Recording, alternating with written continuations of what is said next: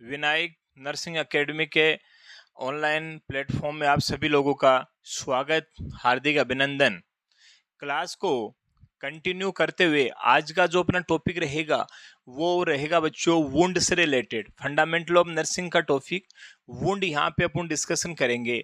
Basically wound का जो topic है वो अपनी थ्योरी क्लासेस के अंदर हो चुका है, लेकिन कुछ डिमांड्स आ रही थी तो मैंने दोबारा से वुंड का टॉपिक लिया है।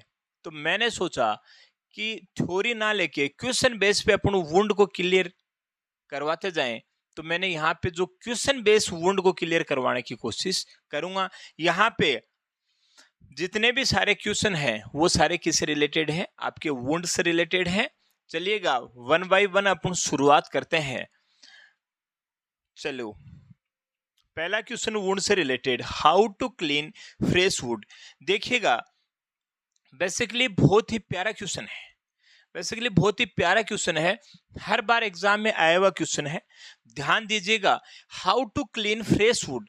पहली बात तो यह है कि एक तो होता है फ्रेश वुड, यस या नो क्या होता है फ्रेश वुड, और दूसरा क्या होता है, जैसे नेक्स्ट वन अपना वो होता है किसका वुंड होता है, बेड शोर का वुंड। तो जो बेड शोर का वुंड है ना उसको बोलते हैं कंटामिनेटेड वुंड। क्या बोलते हैं? Contaminated wound. ये सब आगे आएगा, कोई दिक्कत वाली बात नहीं। तो अभी फ्रेश वुंड की बात कर रहा है, यानी कि कंटामिनेटेड वुंड और फ्रेश वुंड दोनों को अलग अलग तरीके से अपन यहाँ पे डील करेंगे। दोनों का क्लीनिंग का तो तरीका है वो अलग होगा, यस या नो। तो सबसे पहली बात, अगर अपन यहाँ पे अपने से पूछा है क्लीन फ्रेश वुंड के बारे में पूछा है, तो यानी फॉर एग्जाम्पल जैसे यहाँ पे ये कोई चोट लगी अभी, तो ये वुंड कैसा है? फ्रेश वुंड है। तो यहाँ पे फ्रेश वुंड के अंदर जो क्लीनिंग होती है अपनी, फ्रेश वुंड के लिए जो क्लीनिंग होती है अपनी, वो कैसी होती है बच्चों? सेंट्रल टू पेरिफेरी होती है। कैसी होती है? सेंट्रल टू पेरिफेरी होती है। समझ गए बात? सेंटर टू पेरिफेरी मान लो, या फिर एक वर्ड आप इसके लिए और यूज में ले सकते हो, वो है लेस कंटामिनेटेड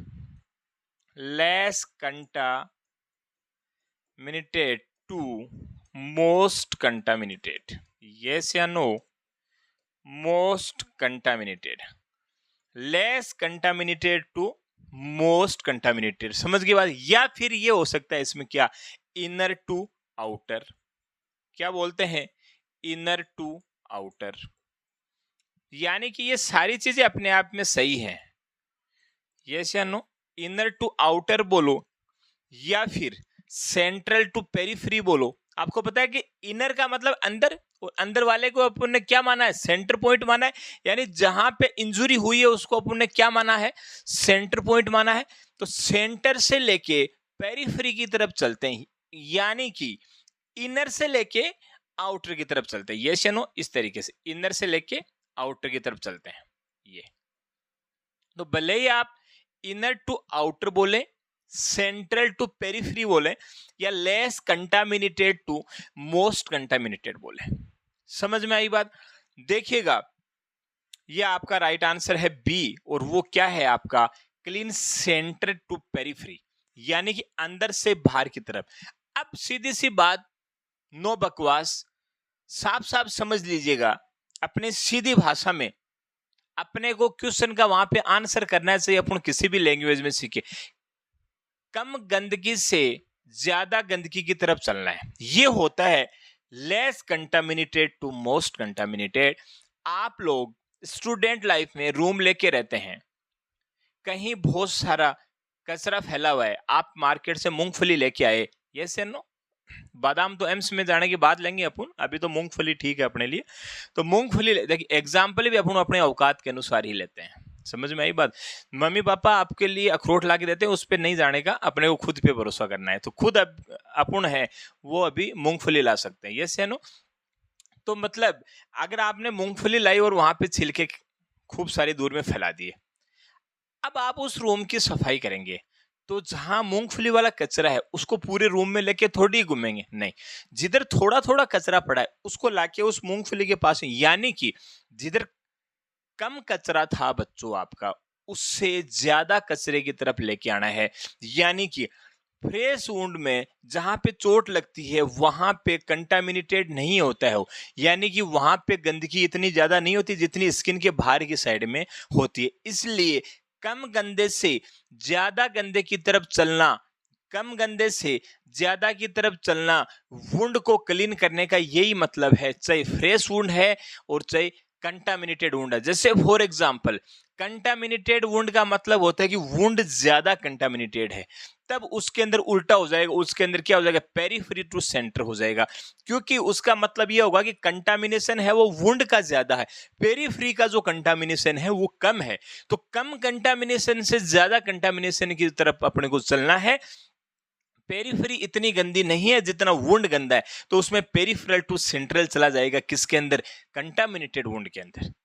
तो आपको वुंड का सीधा सा हिसाब ये देखना है, कम से ज्यादा की तरफ, बस कम गंदे से ज्यादा गंदे की तरफ अपने को चलना है, यही इसका पूरा पूरा मतलब होता है। सही, भले ही वहां पे less contaminated to more contaminated एक ही बात है, इनर टू आउटर या फिर सेंट्रल टू पेरिफेरी। यस या नो।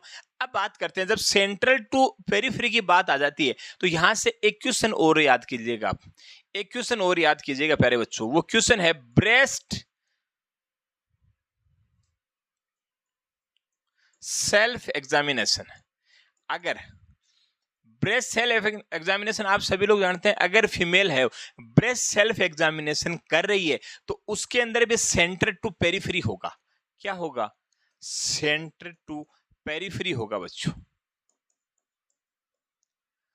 ब्रेस्ट सेल्फ जो एग्जामिनेशन है वो अपन किस तरीके से करते हैं, या उनका जो सिस्टम है वो क्या रहता है, वो आपका सेंट्रल टू पेरिफेरी रहता है, किसका, ब्रेस्ट सेल्फ एग्जामिनेशन का।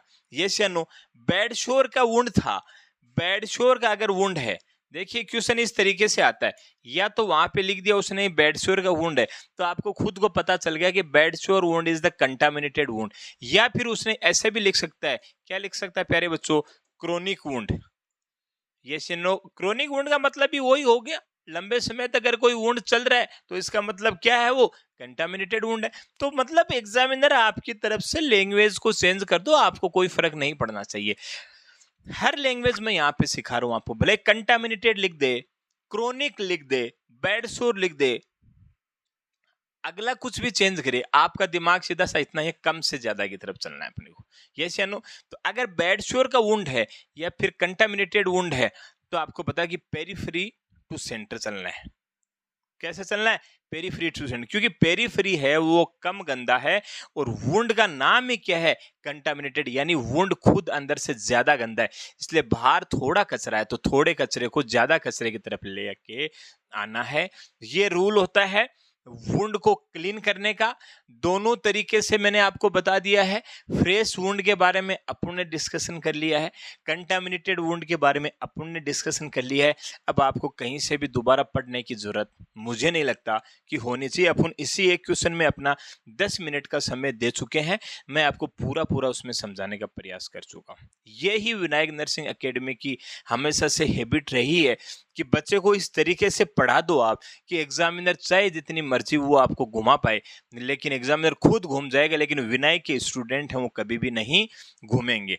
ये सुनो, तो आपको घूमना नहीं है, अपने टारगेट को हमेशा अचीव करना है, आपका फोकस वहीं रहना चाहिए। ये सुनो। अब बात कर लेते हैं क्वेश्चन नंबर 2 की तरफ। कह रहा है कि दिस विटामिन हेल्प, ऐसा कौन सा विटामिन है जो हेल्प करता है formation of collagen, maintain intracellular cement substance and help with iron absorption. Yes या नो। आयरन का एब्जॉर्प्शन करवाने वाले विटामिन की बात करिए उसने, या फिर जो फॉर्मेशन ऑफ कोलेजन जो फाइबर्स हैं ये से नो उनका फॉर्मेशन में हेल्प करने वाली जो विटामिन है वो विटामिन आपकी कौन सी है प्यारे बच्चों। ये से नो समझ के बाद पहला जो विटामिन का नाम है वो क्या है, थायमिन। ये से no thiamine is the vitamin B1। ये भी क्वेश्चन बनता है। ये से नो विटामिन B1 का नाम क्या है, थायमिन। एंड विटामिन ए का नाम होता है रेटिनॉल। क्या होता है बच्चों, रेटिनॉल। समझ में आई बात, रेटिनॉल, या फिर इसको एंटीऑक्सीडेंट विटामिन भी बोलते हैं। क्या बोलते हैं, एंटीऑक्सीडेंट विटामिन के नाम से अगर किसी को जाना जाता है तो वो आपका विटामिन ए होता है। विटामिन सी की डेफिशिएंसी से स्कर्वी रोग हो जाता है। कौन सा रोग हो जाता है, स्कर्वी। यस या नो? विटामिन सी की डेफिशिएंसी से क्या हो जाता है? स्कर्वी रोग हो जाता है। यस या नो? और जो जिंक है वो आपका हेल्प करता है, जिंक है वो आपका हेल्प करता है किसके सिंथेसिस में? किसके सिंथेसिस में प्यारे बच्चों? इंसुलिन के सिंथेसिस में। Help in synthesis of insulin. Yes या नो? चारों चीजों की चार बातें मैंने बता दी है, चारों अपने आप में क्वेश्चन है। विटामिन बी1 का नाम होता है थायमिन। यस या नो? विटामिन ए का नाम होता है रेटिनोल, जिसका अनोदर नेम है आपका एंटीऑक्सीडेंट विटामिन। यस या नो? विटामिन ई का नाम होता है ब्यूटी विटामिन। यस या नो? कई बार क्वेश्चन पूछा कि विटामिन ई का नाम होता है ब्यूटी विटामिन। विटामिन ए की वजह से कौन सा रोग होता है आप सभी लोग जानते हैं। यस या नो? समझ में आ गई बात? विटामिन सी की वजह से स्कर्वी होता है, ये आप सभी लोग जानते हैं। जिंक जो है, जिंक है वो हेल्प करता है किसमें? Synthesis of insulin. जो इंसुलिन का जो सिंथेसिस है उसके अंदर जिंक है वो क्या करता है? हेल्प करता है। तो इसके अंदर आपका जो करेक्ट आंसर रहेगा वो रहेगा विटामिन सी। Vitamin C. अब देखिएगा कैसे रहेगा, ये क्या कह रहा है कि आयरन के अब्जॉर्प्शन के लिए है ना, इसके उसने मतलब क्या बताया? आयरन का अब्जॉर्प्शन भी यहाँ पे आपके सामने डिस्कशन किया है। अब मैं बात करता हूँ आयरन का जो मैक्सिमम अब्जॉर्प्शन है, आयरन, अब जो आयरन जो आपका है,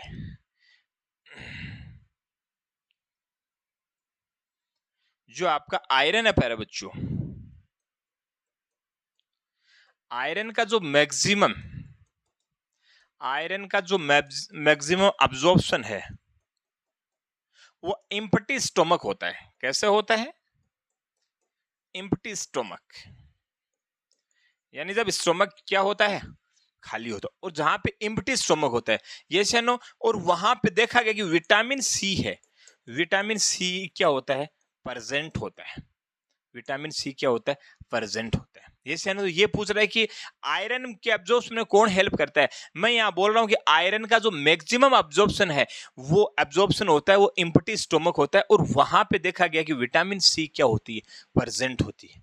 यस या नो? तो अपना जो करेक्ट आंसर जाएगा वो जाएगा विटामिन सी। यानी कि विटामिन सी जो है वो हेल्प करता है formation of collagen and maintain intracellular cement substance and help with iron absorption. ये मैंने आपको बता दिया है। ये जानो, आयरन के एब्जॉर्प्शन के लिए हेल्प करता है। अब आपसे क्वेश्चन ये पूछा जाता है कि मैक्सिमम आयरन एब्जॉर्प्शन है वो कौन से समय होता है? तो आपके सामने क्वेश्चन दे सकता है एम्प्टी स्टोमक, या फिर ये दे सकते हैं वहां पे अर्ली मॉर्निंग। तो अर्ली मॉर्निंग का मतलब यही समझो आप कि वो क्या बताना चाह रहा है, वो ये कहना चाह रहा है कि एम्प्टी स्टोमक, यानी कि जब वहां पे स्टोमक क्या है? खाली है, तो वहां पे विटामिन सी की प्रेजेंस के अंदर आयरन का जो मैक्सिमम अब्जॉर्प्शन होता है वो एम्प्टी स्टोमक देखा गया है। तो इसका क्वेश्चन का आंसर वो रहेगा आपका क्या? Vitamin C. यस या नो? थायमिन का दूसरा नाम विटामिन बी1 है। ये बहुत प्यारा क्वेश्चन है आने वाले। देखिए ये जो एक दो चीजें, ये जैसे विटामिन सी की वजह से विटामिन ए का नाम रेटिनोल, बी1 किसका नाम है, ये जो दो तीन क्वेश्चन यहाँ पे लिखे हुए हैं, ये आप ऐसे मत समझो क्वेश्चन है, ये क्वेश्चन है, लेकिन ये सीओचओ के बेस के क्वेश्चन है। जैसे कोई सीओचओ वगैरह के जो एग्जाम्स है, थोड़ी सी जो लोअर टाइप की एग्जाम, लेकिन यहाँ पे जीएनएम बीएससी एमएससी सारे स्टूडेंट हैं हमारे पास, इसलिए हर बच्चे के अकॉर्डिंग हमारे को बताना पड़ता है। क्वेश्चन कभी भी कोई छोटा या बड़ा नहीं होता है, क्वेश्चन क्वेश्चन होता है, ध्यान रखना। तो थायमिन बी1 बोला जाता है। विटामिन ए का दूसरा नाम रेटिनोल होता है। विटामिन सी की डेफिशिएंसी से स्कर्वी होता है। और जिंक है ना, वो सिंथेसिस ऑफ इंसुलिन, है ना, इंसुलिन के सिंथेसिस में कौन? जिंक है वो अपना रोल अदा करता है। तो बच्चों चलें, अगर अपन आपकी अनुमति हो, आपकी अनुमति हो तो चलते हैं क्वेश्चन नंबर 3 की तरफ। Removal of dead tissue, dead tissue का removal in bed sure when appropriate for resident condition and consistent with resident goal it. यानी कि डैमेज टिश्यू को निकालने के लिए एप्रोप्रिएट क्या है? इन चारों चीजों में अगर अपन डैमेज टिश्यू को रिमूव आउट कर रहे हैं तो वहां पे एप्रोप्रिएट क्या है? इसका क्वेश्चन का आंसर होता है डिब्राइडमेंट। ये क्या आंसर होता है? डिब्राइडमेंट। यानी कि removal of the dead tissue, यानी डेड टिश्यू का रिमूव करना डिब्राइडमेंट कहलाता है। ये सुनो, आप सभी लोग जानते हैं मतलब इरिगेशन क्या होता है, वॉशिंग एंड फ्लशिंग आप सभी लोग जानते हैं। स्ट्राइल टेक्निक क्या होती है आप सभी लोग जानते हैं। ये सुनो, एक्जुगेट क्या होता है वो भी आप सभी लोग जानते हैं। तो debridement is the removal of the dead tissue. ये सुनो, removal of dead tissue from wound. देखिएगा, डिब्राइडमेंट का मतलब होता है removal, removal of the damage लिख देना या फिर डेड लेना, damage tissue from the wound. इससे क्या होगा, वहां पे अगर वहां पे डेड टिश्यू को आपने रिमूव किया तो उस वुंड की ब्लड सप्लाई क्या हो जाएगी, इंक्रीज हो जाएगी। ये से नो, क्या हो जाएगी, इंक्रीज हो जाएगी। अगर वहां पे ब्लड सप्लाई इंक्रीज होगी तो वहां पे जो वुंड है वो क्या हो जाएगा, हीलिंग जो फास्ट हो जाएगी या फिर क्या हो जाएगा, हील हो जाएगा। ये चैनल जो अप्रोप्रिएट है वो क्या है, डिब्राइडमेंट है। अब देखिएगा, मैं आपको दिखाता हूं कि किसकी बात कर रहे हैं अपन। देखिएगा, अपन बात कर रहे हैं दिस इज, ये आपका वुंड है और इसके अंदर ये जो ब्लैकिश वाला जो पार्ट आपको दिख रहा है, ये जो ब्लैकिश, ये डैमेज टिश्यू बोल दो या फिर डेड टिश्यू बोल दो। क्या बोल दो, या तो डैमेज टिश्यू बोलो इसको या फिर क्या बोलो, डेड टिश्यू बोलो। इसको हटाना डिब्राइडमेंट कहलाता है, इसको हटाना डिब्राइडमेंट कहलाता है। और इसको हटाने के बाद में ये वुंड कुछ ऐसा हो जाता है, इसको हटाने के बाद में कुछ वुंड ऐसा हो जाता है, यानी कि ये रेडनेस आपको दिख रही है। क्या दिख रहा है, रेडनेस दिख रही है। इट मीन्स यहाँ पे इंक्रीज क्या है, ब्लड सप्लाई है। और आप लोग सभी जानते हैं, जहां पे इंक्रीज ब्लड सप्लाई होती है वहां पे आपको पता है जो वुंड की जो हीलिंग है वो क्या हो जाती है, जल्दी हो जाती है, फास्ट वुंड हीलिंग हो जाता है। क्या हो जाती है, फास्ट हीलिंग वहां पे देखने को मिलता है। ये शनो समझ में आ गई। यहां तक अगर आपको कोई दिक्कत नहीं है तो अपन आगे चलते हैं। तो इस क्वेश्चन का आंसर क्या था आपका, डिब्राइडमेंट। और डिब्राइडमेंट का मतलब मैंने आपको समझा दिया कि जो डैमेज टिश्यू है उसको रिमूव करते हैं। क्यों करते हैं, उसकी वजह से वहां पे ब्लड की जो सप्लाई है वो इंक्रीज हो जाती है। और ब्लड सप्लाई इंक्रीज होने से वहां पे हीलिंग हो जाती है, हीलिंग हो जाती है। और अपने को यही चाहिए, अपने को उस वुंड को जल्दी से जल्दी क्या करना होता है प्यारे बच्चों, अपने को उस वुंड को जल्दी से जल्दी हील करना होता है। अपन जल्दी अपने मकसद में कामयाब हो जाते हैं। चलिएगा, नेक्स्ट क्वेश्चन आपके इंतजार में। This nutrient repair body from wear and tear, builds new tissue and contribute to numerous essential body function। आपको शायद मेरे हिसाब से समझ में आ गया होगा कि किसकी बात करें। ऐसा न्यूट्रिएंट इनमें से कौन सा है जो आपको पता है कि बॉडी बिल्डिंग के काम में भी आता है, ये से नो। और अगर वहां पे वियर एंड टीयर हो गया, यानी कहीं पे कोई स्किन वगैरह में टीयर वगैरह हो गया, कहीं पे कोई वुंड हो गया, तो उसको रिपेयर में कौन सा काम में आता है, ये से नो। और दूसरी बात, न्यू जो टिश्यू एंड सेल्स है उसमें बॉडी बिल्डिंग का काम कौन कर रहा है, इससे ये भी पता चलता है। ये शनो ऐसा कौन सा होता है, तो विटामिन के आपको पता है कि ये विटामिन के तो आपको पता है कि कोगुलेशन का काम करता है। क्या कार्बोहाइड्रेट होता है, क्या फैट होता है, या फिर क्या होता है, प्रोटीन होता है। यस या नो। अब आप सभी लोग जानते हैं कि प्रोटीन है वो बॉडी बिल्डिंग का काम करता है, प्रोटीन है वो आपका क्या करता है, बॉडी बिल्डिंग का काम करता है। ये सभी लोग जानते हैं। इसका जो करेक्ट आंसर रहेगा वो आपका डी रहेगा कि protein is the body builder, repair of new tissue. ये से नो। अब बात कर लेते हैं, जैसे फॉर एग्जांपल अगर 1 ग्राम, सभी लोग जानते हैं इस चीज को, 1 ग्राम कार्बोहाइड्रेट या फिर 1 ग्राम आपका क्या, प्रोटीन, आप सभी लोग जानते हैं। ये 6-7 क्लास का क्वेश्चन है। 4 किलो कैलोरी, ये से नो, 4 किलो कैलोरी आपको एनर्जी देता है, ये आप सभी लोग जानते हैं। और अगर 1 ग्राम आप अगर फैट की बात करते हैं तो 9 किलो कैलोरी है वो आपको इससे क्या मिलती है, एनर्जी मिलती है। ये से नो। सबसे फास्ट एनर्जी का सोर्स होता है ना वो कार्बोहाइड्रेट होता है, ये से नो, सबसे फास्ट। लेकिन सबसे लॉन्ग समय तक जो एनर्जी चलती है वो किससे चलती है, फैट से चलती है। ये से नो, सबसे लॉन्ग समय तक अगर अपने ने अभी अगर फैट ली तो सबसे लॉन्ग समय तक अगर भूख लगती है बहुत टाइम के बाद में, तो वो फैट है वो उसको मेंटेन कर जाता है कई देर तक। ये से नो, कार्बोहाइड्रेट इंस्टेंट एनर्जी आपको देता है। ये से नो। अब बात कर लेते हैं इसमें अपने को प्रोटीन की। एक अगर एडल्ट है और वो नॉर्मल है तो उसको प्रोटीन की कितनी आवश्यकता होती है, ये से नो। उसको प्रोटीन 1 ग्राम पर KG of body weight,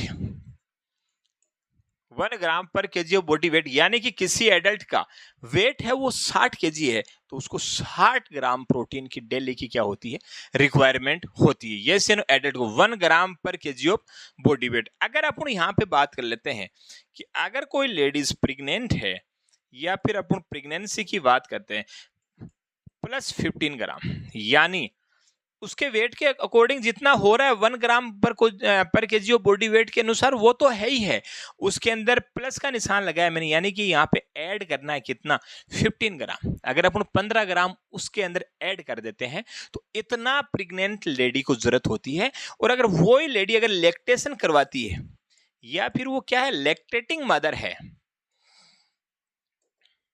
breast feed करवा रही है माता जी, तो उसके अंदर प्लस 25 ग्राम, 25 ग्राम आप ऐड कर लीजिएगा। ये जो ऊपर वाला जो है वो तो है ही है, सुन लीजिए मेरी बात, ये से नो 25 ग्राम जो एडल्ट के अंदर जो मैंने बताया 1 ग्राम पर केजी ऑफ बॉडी वेट के हिसाब से ये तो रहेगा ही। जैसे फॉर एग्जांपल लैक्टेटिंग मदर, उसके अंदर जैसे 60 या 70 केजी वेट है तो 70 के अंदर ये 25 ऐड करना है, यानी कि टोटल हो गया 95 ग्राम। इस तरीके से आपको करना है। ये प्रोटीन से रिलेटेड क्वेश्चन था और आपको पता है एडल्ट को कितने प्रोटीन की जरूरत होती है, ये भी अपने आप में बहुत ही इंपॉर्टेंट क्वेश्चन है। और कार्बोहाइड्रेट से कितनी एनर्जी, फैट से कितनी एनर्जी, प्रोटीन से कितनी एनर्जी, ये चीजें भी आपको कहीं ना कहीं छोटी एग्जाम के अंदर रोल अदा करती है। चलिएगा अब अपन बहुत ही प्यारे से क्वेश्चनों की तरफ चलने लग गए हैं मेरे प्यारे बच्चों।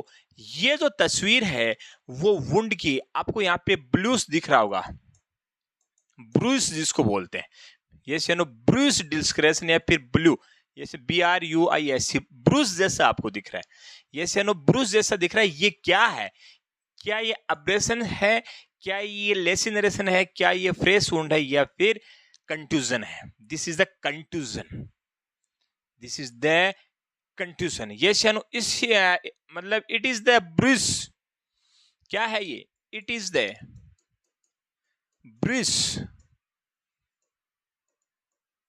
ये शानो ब्रूस होता है, it is the Bruce and not tier the skin या फिर नॉट डैमेज द स्किन, आपको जैसी इच्छा, यानी इसके अंदर आपकी स्किन का डैमेज नहीं होता। ये एक वुंड है, आपको देखने से दिख रहा होगा कि ये कैसा ब्लू ब्लू कलर आपको यहाँ पे दिख रहा है। इस वुंड के अंदर आपको जो दिख रहा है वो ये वाला कलर दिख रहा है, ये वाला। कई बार इस तरीके की अपने को चोट लगती है, कई बार इस तरीके की अपने को अचानक से चोट लग जाती है कि वहां पे ब्लीडिंग तो बाहर होती नहीं है, लेकिन वो जो हिस्सा है वो कैसा हो जाता है, ब्लू हो जाता है। वो कैसा हिस्सा, जैसे आप कहीं पे मतलब चल रहे हो, दो बच्चे कहीं दौड़ रहे हैं आपस के अंदर, अगर दोनों का हेड है वो अगर भिड़ गया, दोनों अगर हेड से टकरा गए आपस में, और टकराने की वजह से उनको फूट तो आई नहीं, यानी कि एक्सटर्नल वहां से जो स्किन है वो तो इंटेक्ट है अभी तक, यानी स्किन में कोई डैमेज नहीं है, लेकिन देखा गया कि वहां पे ब्लूइश डिस्कलेशन हो गया, तो वो जो कंडीशन है वो है कंट्यूजन। ब्लूइश जो डिस्कलेशन वाली कंडीशन है वो क्या है, कंट्यूजन है। ये कंट्यूजन मतलब क्यों होता है, जैसे आपको पता है स्किन के अंदर एक होता है एपिडर्मिस और सेकंड वन जो लेयर होती है देन डर्मिस। जो आपकी सेकंड जो लेयर है डर्मिस, इस डर्मिस लेयर के अंदर ब्लड वेसल पाई जाती हैं, आप सभी लोग जानते हैं। यहाँ पे किसी भी प्रकार की चोट लगने की वजह से जो डर्मिस में जो ब्लड वेसल थी उनमें रप्चर हुई, रप्चर होने की वजह से वहां पे ब्लड की ऊजिंग हुई, और डैमेज नहीं होने की वजह से ये जैसे मान लो ऊपर वाली है ये नीचे वाली, यहाँ पे जो ब्लड वेसल थी डैमेज हुई और ये जो ब्लड था ये यहाँ के जम गया, और जो बाहर आपको ब्लूस कलर के रूप में वहां पे दिखाई दे गया, ब्लूस डिस्कलेशन। तो यानी कि वुंड 2-3 प्रकार के होते हैं, ये सेनो अब्रेशन होता है, ये सेनो लेसिरेशन होता है और कंट्यूजन होता है। तो मैं आपको अब्रेशन, लेसिरेशन और कंट्यूजन, तीनों के बारे में बात करूंगा। पहला जो आपका था वो क्या था, कंट्यूजन। तो आपको कंट्यूजन से रिलेटेड कोई दिक्कत होनी नहीं चाहिए। अब आपको पता है जो कंट्यूजन है, ये कंट्यूजन रिजोल्व हो जाता है 48 से 72 आवर में, यानी 3-4 दिन के अंदर अंदर ये जो ब्लू डिस्कलेशन है वो वहां से हट जाता है। यानी बहुत बड़ी कोई चोट अपन इसको मानते नहीं है, लेकिन वुंड की सीधी सीधी आपके सामने इमेज आ जाएगी कि कौन सा है, अब्रेशन है या लेसिरेशन है या फिर कंट्यूजन है। तो दिस इज द कंट्यूजन। कहीं भी दिक्कत करने की जरूरत नहीं है, भागने की जरूरत नहीं है। पहला है कंट्यूजन। ओके, नेक्स्ट हम बात करते हैं फाइंड आउट इज। इसको फाइंड आउट करना है अब आपको। अब आपको ये लग रहा होगा कि ये ब्लीडिंग आपको दिख रही है, ये भी क्या है, वुंड है। ये भी क्या है, वुंड है। इसके अंदर आपको लग रहा है कि जो एपिडर्मिस है, एपिडर्मिस प्लस जो डर्मिस लेयर है, ये आपकी ऑलमोस्ट डैमेज हो जाती है। क्या हो जाती है, ऑलमोस्ट डैमेज हो जाती है, यानी कि ब्लीडिंग आपको बाहर दिखेगी। यानी कि स्किन है ना वो वहां पे डैमेज होगी। क्या होगी, जो स्किन है ना वो आपकी क्या हो गई, डैमेज हो गई। ब्लीडिंग ये आपको वहां पे ऊजिंग दिखने लगी, वहां पे मतलब ब्लीड बाहर दिखने लगे। ये जो वुंड है ये आपको बहुत अच्छे से समझ में। और इस प्रकार का जो वुंड है उसको बोलते हैं अब्रेशन। क्या बोलते हैं, अब्रेशन। अब्रेशन से रिलेटेड अगर आपके सामने कोई भी चीज आती है तो it is the type of fresh wound. ये इसके लिए question, it is the type of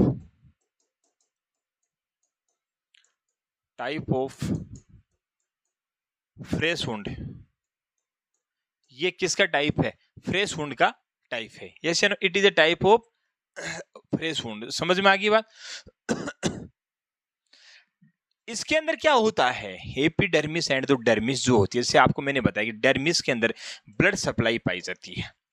dermis के अंदर ब्लड सप्लाई पाई जाती है। यहाँ पे ब्लड वेसल्स का डैमेज होना और फिर एपिडर्मिस ऊपर वाली जो लेयर थी, इन दोनों का ऑलमोस्ट डैमेज होना। तो ये जो ब्लीडिंग है ये आपको एक्सटर्नल एनवायरनमेंट में बाहर की तरफ आपको उजिंग के रूप में दिखाई देगी। ये जो कंडीशन है उसको बोलते हैं अब्रेशन।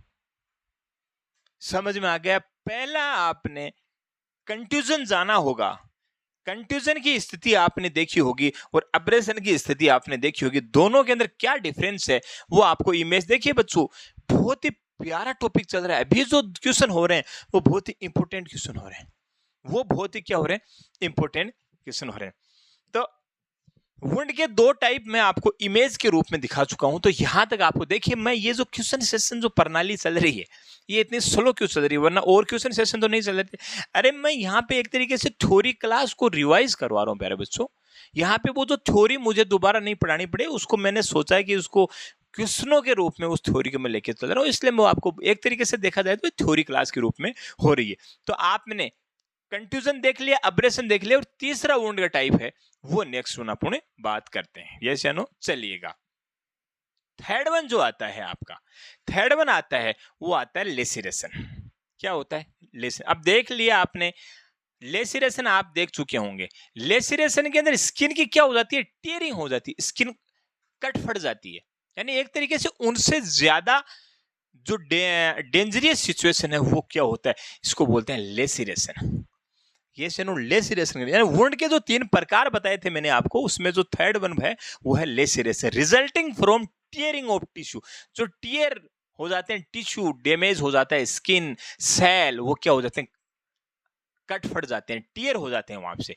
ये तो ये जो इंजुरी है, ये जो वुंड है वो थोड़ा सा घातक वुंड होता है, यानी कि थोड़ा सा सीरियस जो वुंड होता है वो होता है। यानी इसका जो इलाज है, इसका इलाज एक तरीके से क्या होता है प्यारे बच्चों, इसका इलाज होता है वो होता है शूचरिंग। ये नो, इसका क्या इलाज होता है, शूचरिंग ही इसका इलाज होता है। तो तीनों में आपने डिफरेंस देखा। पहले के अंदर आपको मैं वापस से बता देता हूं।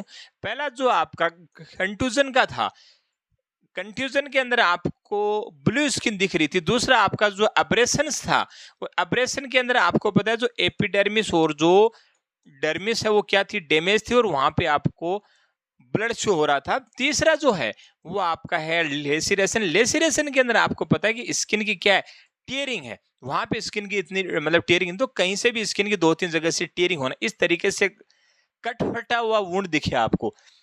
कटा फटा हुआ इस तरीके से वुंड दिखे तो वो क्या कहलाता है, आपका लेसिरेशन वुंड के नाम से उसको जाना जाता है। तो आई होप तीनों प्रकार के वुंड में आपको किसी प्रकार की कोई समस्या देखने को नहीं होनी चाहिए, यस या नो, और आपको क्लियर होता जा रहा है इमेज के बेस पे। हो सकता है एग्जाम में इमेज ज्यादा इंपॉर्टेंट हो, यस या नो, चलेगा। नेक्स्ट वन अगर अपन बात करते हैं क्वेश्चन नंबर 8 की तरफ, डी इज द करेक्ट, ये तो दूसरे क्वेश्चन का, चलिएगा। नेक्स्ट अगर बात करते हैं, the exaggerated form of wound contraction occurring after extensive burn that limit mobilities, यानी कि आपको बर्न हुआ है और उसकी जो मोबिलिटी है वो क्या हो गई है, लिमिट हो गई। यानी किसी पर्सन को क्या हुआ है, बर्न हुआ है। सुन लेना ये क्वेश्चन क्या पूछ रहे हैं, किसी पर्सन को क्या हुआ है, बर्न हुआ है। अब वहां पे जो स्किन है वो क्या हो रही है, आपकी हील हो रही है, ठीक है। बर्न होने के बाद में जो आपकी जो स्किन है वो वहां पे क्या हो रही है, हील हो रही है, और वहां पे स्किन के जो मूवमेंट हैं वो क्या हो रहे हैं, लिमिटेड हो रहे हैं। आपको पता होना चाहिए कि अगर किसी को फुल थिकनेस हो, बर्न हो जाता है, तो उसके बाद में अगर वहां पे हील होती है तो जैसे वो जितने अपने मूवमेंट अभी नॉर्मल उतने मूवमेंट नहीं होते, क्योंकि वो स्किन है ना वो थोड़ी सी ऐसे हार्ड हो जाती है, जकड़ जाती है, उतनी फैलती नहीं है। तो यानी कि लिमिट हो जाते हैं उसके मूवमेंट। उस कंडीशन को क्या बोला जाता है, उस कंडीशन को क्या बोला जाता है, समझ में आई बात? क्वेश्चन क्या पूछना चाह रहा है, वहां पे मूवमेंट जो है वो लिमिट हो रहे हैं। समझ में आ गई बात? पहली बात आती है केलोइड क्या होता है, ये केलोइड होता है rubbery and shiny skin. Rubbery and shiny skin, आपको जो स्किन है ना वो मतलब रबरी एंड शाइनिंग दिखने लग जाती है, यस या नो, आफ्टर बर्न। ये तो आपने देखा भी होगा कि अगर जला हुआ आदमी उसके बाद में अगर उसकी देखते हैं तो कई जगह से आपको उसकी स्किन ऐसे मतलब रबरी जैसी और शाइनी जैसी दिखाई देती है, तो उस कंडीशन को बोलते हैं केलोइड, यस या नो। और ये जो कंडीशन है इसको बोलते हैं कॉन्ट्रैक्चर, ये जो कंडीशन है उसको बोलते हैं कॉन्ट्रैक्चर। तो इसका जो करेक्ट आंसर रहेगा वो रहेगा C, contracture is the correct answer, yes या नो, कॉन्ट्रैक्चर इज द मतलब करेक्ट है। ये कंडीशन कब डेवलप होती है, कॉन्ट्रैक्चर वाली जो कंडीशन है ना वो कब डेवलप होती है, after full thickness of burn, after full thickness of burn, full thickness of burn के बाद में ये कंडीशन है ना वो वहां पे आपको डेवलप हो जाती है, यस या नो। इसका जो ट्रीटमेंट है बच्चों, इसका जो ट्रीटमेंट है वो कुछ भी नहीं है, इंसिजन लगना है वहां पे, यस या नो।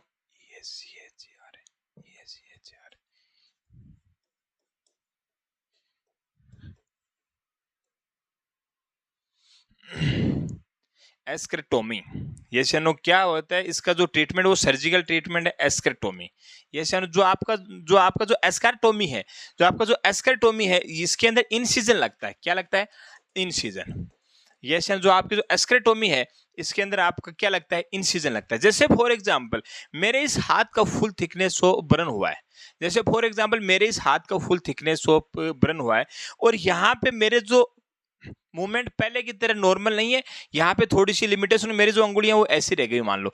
अब इसके जो इसका जो अगर ट्रीटमेंट करना है कि भाई जो मूवमेंट है वो लिमिटेड ना हो, वो जो पहले की तरह इजीली हो जाए, तो उसके अंदर क्या करते हैं, यहाँ पे इंसिजन लगा दिया फॉर एग्जांपल, यहाँ पे इंसिजन, तो इंसिजन लगाते हैं मेरे हाथ क्या हो गया इस तरीके से खुल गए, तो वो जो प्रोसीजर है वो होता है एस्क्रेटोमी, ये सुनो। तो escharotomy is the treatment of contracture, ये चलो कॉन्ट्रैक्चर का जो ट्रीटमेंट है उसको क्या बोला जाता है, एस्क्रेटोमी। समझ में आ गई? तो ट्रीटमेंट है एक तरीके का सर्जिकल प्रोसीजर होता है एस्क्रेटोमी, और एस्क्रेटोमी के अंदर इंसिजन लगाया जाता है और उस कंडीशन को कॉन्ट्रैक्चर जो कंडीशन है उसको रिलीव करने के लिए एस्क्रेटोमी की जाती है। यानी तो इसका मतलब 8वें क्वेश्चन का जो राइट आंसर है वो contracture after full thickness of burn में हो जाता है।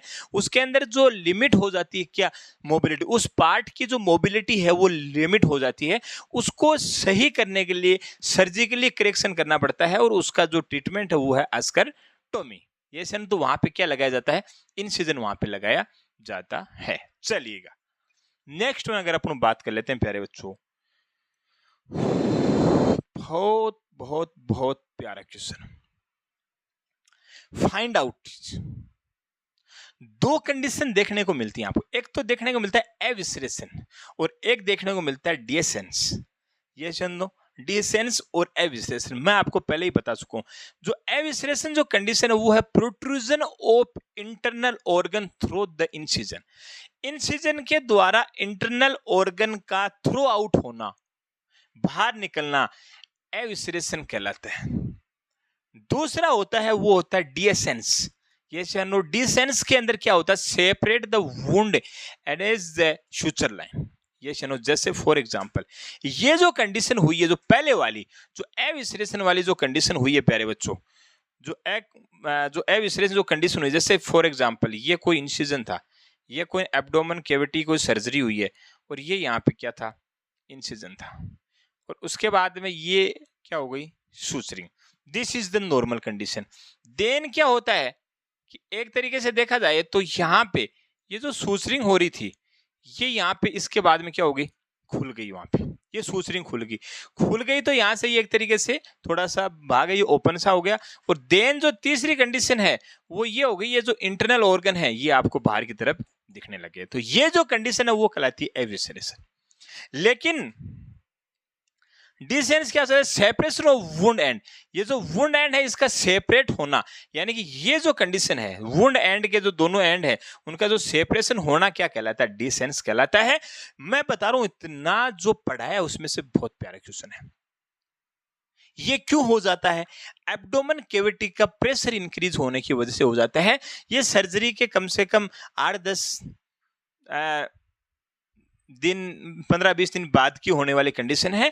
और ये जो कंडीशन है सेपरेशन वाली, ये थोड़ी सी जल्दी हो जाती है। पहले जो कंडीशन होती है वो डिसेंस वाली होती है, देन जो होती है वो किस मतलब कौन सी होती है, एविसरेशन वाली कंडीशन होती है। समझ में आ गई बात।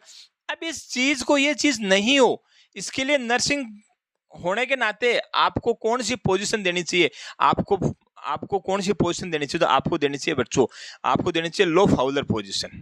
क्या देनी चाहिए, लो फाउलर पोजीशन, लो फाउलर पोजीशन, जिससे क्या होगा, एब्डोमेन, जो एब्डोमेन कैविटी का जो प्रेशर है वो क्या होगा, रिलीव हो जाएगा या फिर क्या हो जाएगा, डिक्रीज हो जाएगा। ये से नो समझ में आ गई बात। अब इससे रिलेटेड एक क्वेश्चन तो ये आता है कि पोजीशन कौन सी देनी है, तो पोजीशन आपको देनी है लो फाउलर पोजीशन। ये भी बहुत ही प्यारा और इंपॉर्टेंट क्वेश्चन है, देखिएगा। लो फाउलर पोजीशन गिवन इस कंडीशन द एविसरेशन एंड द डिसेंस। दूसरी बात, नर्स होने के नाते जब अगर ये वुंड में से प्रोट्रूजन हो गया इंटरनल ऑर्गन का, अब अगर आपको इसके चारों तरफ ड्रेसिंग वगैरह करनी है तो आपको क्या करना चाहिए वहां पे, या फिर इसको किससे तो क्लीन करना चाहिए या फिर किससे इसको कवर करना चाहिए। ये शनो क्लीन की बात करें या फिर इस वुंड को कवर की बात करें, तो आपको इसको एनएस काम में लेना है। नॉर्मल सलाइन से ही इसको क्लीन करना है। जैसे आपने गोज लिया, उस गोज को नॉर्मल सलाइन से गिला किया और इसको आपने कवर कर दिया चारों तरफ से। और अगर इसको क्लीन की बात है तो भी दोनों कंडीशन के अंदर क्लीन एंड कवर जो है वो आपको एनएस से करना चाहिए। समझ में आ गई बात, एनएस से करना चाहिए। तो आपको दोनों कंडीशन बहुत अच्छे से समझ में आने से, और लो फाउलर पोजीशन इसके अंदर आपको देते हैं। ये भी बहुत ही प्यारा क्वेश्चन है, कौन सी पोजीशन इसके अंदर आपको देनी है, लो फाउलर जो पोजीशन होती है वो आप इसके अंदर देते हैं। 2-4 चीजें हैं। पहली बात तो ये कंडीशन अपने आप में इंपॉर्टेंट है, दोनों वर्ड अपने आप में इंपॉर्टेंट है, दोनों की इमेज अपने आप में इंपॉर्टेंट है। लो फाउलर पोजीशन देते हैं, ये अपने आप में इंपॉर्टेंट है। और उसके बाद उसको क्लीन किससे करते हैं, ये अपने आप में इंपॉर्टेंट है। कम से कम 5 से 6 क्वेश्चन यहाँ पे है, वो 5-6 क्वेश्चन अपने आप में क्या है, इंपॉर्टेंट है। 5-6 क्वेश्चन है वो अपने आप में क्या है, यहाँ पे इंपॉर्टेंट है। समझ में आ गई बात। चलिएगा नेक्स्ट वन अगर अपन बात करते हैं, वुंड समझ में तो आ रहा है आपको, यस या no. The wound healing process does not include, wound healing process के अंदर इसमें से कौन सी जो फेज है वो इसके अंदर है नहीं, या फिर उसका इंक्लूडेशन नहीं है। देखिएगा वुंड हीलिंग प्रोसेस के अंदर आपको पहले तो इसकी फेज हैं वो सारी फेज का मालूम होना चाहिए। पहला होता है ब्लीडिंग फेज, पहली जो फेज होती है वो होती है ब्लीडिंग फेज। क्या होती है? Bleeding phase. कौन सी फेज होती है प्यारे बच्चों? Bleeding phase. नेक्स्ट में आता है inflammatory phase, inflammatory phase, yes या नो। थर्ड वन आपका आता है वो प्रोलिफरेटिव, प्रोलिफरेटिव कर दो या प्रोलिफरेशन कर दो फेज। पहला क्वेश्चन तो यहां से आ जाता है कौन कौन सी। फोर्थ वन आती है वो आती है आपकी रिमॉडलिंग फेज, रिमॉडलिंग फेज। अगर आपको चारों फेज याद है तो आपका जो आंसर है वो अपने आप निकल जाएगा। अगर आपको चारों फेज याद है तो आपका आंसर है वो अपने आप निकल जाएगा। आपको पता इन्फेक्शन कोई फेज नहीं होती है किसकी? हीलिंग की प्रोसेस की। अगर वुंड की हीलिंग की प्रोसेस की बात करें तो 4 फेज होता है। ब्लीडिंग फेज होता है, इन्फ्लामेटरी फेज होता है, प्रोलिफरेटिव फेज होता है और रिमॉडलिंग फेज होता है। ये चैनो नहीं होने वाली फेज इसने पूछा क्या इंक्लूड नहीं है, तो इसके अंदर जो आपका करेक्ट आंसर जाएगा वो क्या जाएगा? सी है। यानी कि इसके अंदर जो इन्फेक्शन फेज है वो इसके अंदर क्या नहीं है? इंक्लूड नहीं है। ये चैनो तो आपको यहां तक किसी प्रकार की कोई डाउट मुझे नहीं लगता कि होना चाहिए। समझ में आ गई बात? पहला क्वेश्चन आपको पता है inner to outer, outer to inner, ये आपने बहुत अच्छे से देखा है। Breast self examination centre to peripheral करते हैं, फेस वुंड में भी सेंटर टू पेरिफेरल करते हैं, कंटामिनेटेड वुंड के अंदर पेरिफेरल टू सेंटर करते हैं। ध्यान रखना, बहुत प्यारा क्वेश्चन है। समझ में आ गई कि आयरन की अब्जॉर्प्शन सबसे ज्यादा जैसे ना विटामिन सी की प्रेजेंस में होता है, एम्प्टी स्टोमक होता है। ये सैनो थायमिन इज विटामिन B1 और विटामिन ए का नाम होता है रेटिनोल, एंटीऑक्सीडेंट विटामिन के नाम से जाना जाता है। ये सैनो डिब्राइडजोमेंट होता है वो होता है removal of damage tissue. Damage tissue को रिमूव करने की वजह से ब्लड सप्लाई वहाँ पे इंक्रीज हो जाएगी और वुंड की हीलिंग क्या हो जाएगी? जल्दी हो जाएगी। ये मैंने इमेज फुट की थी आपके सामने। ये सैनो आप इसके अंदर प्रोटीन का काम होता है बॉडी बिल्डिंग का। ये सैनो 1 ग्राम प्रोटीन 4 किलो कैलोरी, ये से no.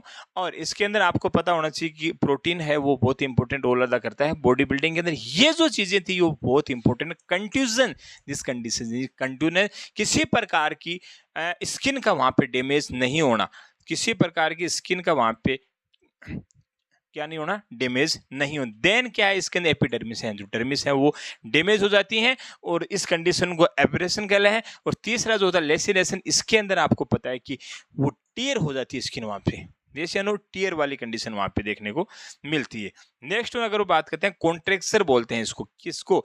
After full thickness of burn के बाद में अगर लिमिटेशन ऑफ मोबिलिटी हो जाती है उस पार्ट की तो उस कंडीशन को कॉन्ट्रेक्चर बोलते हैं। उसका ट्रीटमेंट होता है सर्जिकल, उसको होते हैं उसको बोलते हैं एसरेशन। यस या नो? एस्कारेस, उसको बोलते हैं एस्कारटोमी। क्या बोलते हैं? एस्कारटोमी। इसमें एविसरेशन बहुत ही प्यारी कंडीशन है, इंटरनल ऑर्गन का प्रोट्रूजन हो जाना, और इसमें सिर्फ एंड है वो सेपरेट होते हैं। यानी कि इसकी एडवांस स्टेज कौन सी है? एविसरेशन वाली इसकी एडवांस स्टेज है। लो फाउलर पोजिशन देते हैं। बहुत ही प्यारा क्वेश्चन है। क्लीन किससे करते हैं? एनएस से क्लीन करते हैं। यस या नो? बहुत प्यारा क्वेश्चन है। नेक्स्ट अगर बात करते हैं इन्फेक्शन फेज, नहीं है इसका, क्योंकि 4 जो फेज होती हैं वो चारों फेज आपके सामने हैं। Bleeding phase, inflammatory phase, proliferative phase and remodelling phase. ये चैनो आई होप वुंड से रिलेटेड कोई डाउट आपके मन में होना नहीं चाहिए। अगर आपको हमारे कंटेंट, वीडियोस, सारी चीजें अगर अच्छी लगती हैं तो अपने दोस्तों को, अपने मित्रों को इन्फॉर्मेशन दें और गूगल प्ले स्टोर पर जाके विनायक नर्सिंग एकेडमी ऐप को डाउनलोड कीजिएगा, आनंद उठाइएगा। धन्यवाद।